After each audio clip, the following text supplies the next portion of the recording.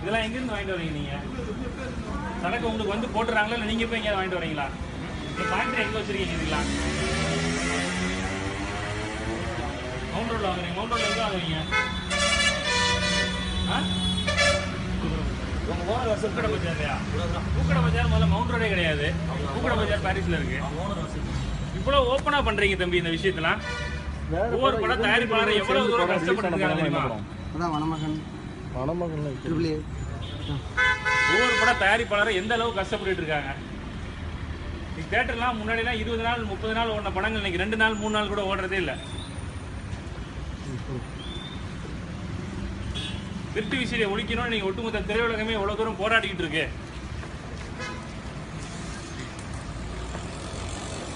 ஒவ்வொரு தயாரிப்பாளர்களும் கண்ணீர் வடிச்சிட்டு இருக்காங்க. ஒவ்வொரு மேடையிலையும் தயாரிப்பாளர் சங்க தலைவர் விசால் அவ்வளவு தூரம் கண்ணீர் விட்டு பேசிட்டு இருக்காரு. ஒவ்வொரு இடத்துலையும் இந்த மாதிரி பண்ணிட்டு இருந்தீங்கன்னா இன்னைக்கு தமிழ் திரையுலகம் எந்த மாதிரி ஒரு இடத்துக்கு போய் சேரும்?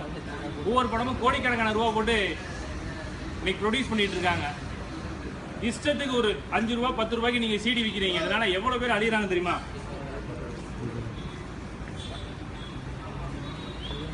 இயக்குனர் சங்க தலைவர் விக்ரமன் அந்த அளவுக்கு இந்த விஷயமா ரொம்ப ஒரு மனஸ்தாபத்தோட எல்லா இயக்குனர்களும் முறையிட்டு இருக்காங்க. திருட்டு விசடிக்கு என்னதான் வழி அப்படின்னு. நீங்க பாத்தீங்கன்னா அதெல்லாம் ஒழிச்சு கொடுத்த காலம் எல்லாம் முடிஞ்சு போய் ஓப்பனா வச்சு விற்கிறீங்க. அடையாறுல மெயின் ரோட்ல இவ்வளவு பெருசா கடையை வச்சு ஓப்பனா வச்சு விற்கிறீங்க.